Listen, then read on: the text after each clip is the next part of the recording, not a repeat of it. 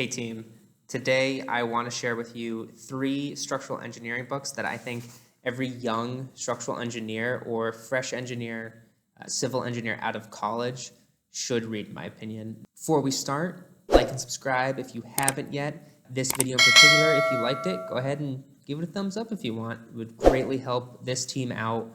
Or leave a comment below if you have suggestions for other books that you think should be added to this list. Let's get going. Number 1 is Why Buildings Fall Down, and this one on Amazon Prime is it's like $14, so pretty inexpensive. This was the first book that I read out of college, and like the title suggests, it talks about building failure throughout all of history. So it goes over some really prominent and well-known unfortunate disasters from building collapses. You walk through with 2 very highly renowned structural engineers, forensics structural engineers that examine building failures and how they came to be, as well as aspects of forensic structural engineering. So a little bit of background on that. It's not a very talked about field. It's a pretty niche field in structural engineering, but it's one that for some of you, you might be really interested in it. So highly recommend picking this one up. Number 2, The Tower and the Bridge. It's about, again, $15 on Amazon. So I highly suggest picking this up and giving it a read. The big thing about this book is talking about structures and the field of structural engineering as an art. And it's something that can be overlooked because we work with architects on a day-to-day basis.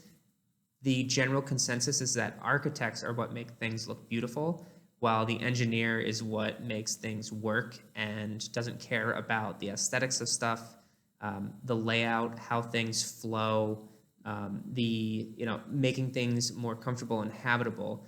Everyone thinks that solely comes from the architectural side of things, but in this book, they go over really significant structural engineering feats, such as the Eiffel Tower, I believe the Pantheon. They talk about the Brooklyn Bridge, and they talk about how all of those are completely driven primarily by the structural engineer, and they're all considered works of art today.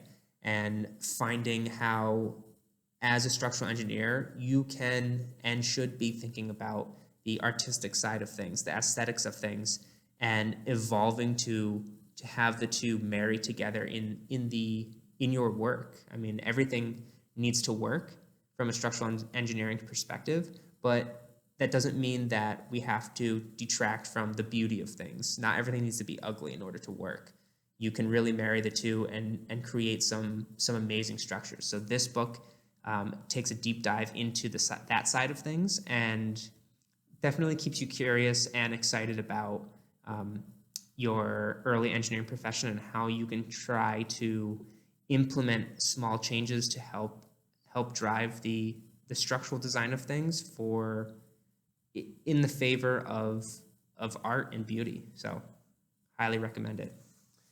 And last but not least, number 3, I know you can't see the cover, but it's To Engineer is Human. And what this book dives into, which is very cool, is a lot of the disasters that have occurred, structural engineering disasters, throughout time, and really the backstory of, while tragedies, we work every single day as engineers to protect the population and people all around the world from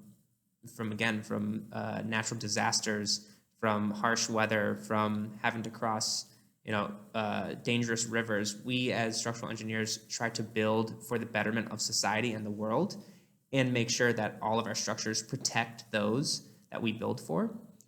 But ultimately, we do still see structural failures from time to time. And this book talks about why we still see those failures, even hundreds of years ago, before there was, building structures before there was really pen and paper, all the way to today where we have modern technology and we have advanced design software. We still see failure from time to time. So this book is very cool. about stuff like that.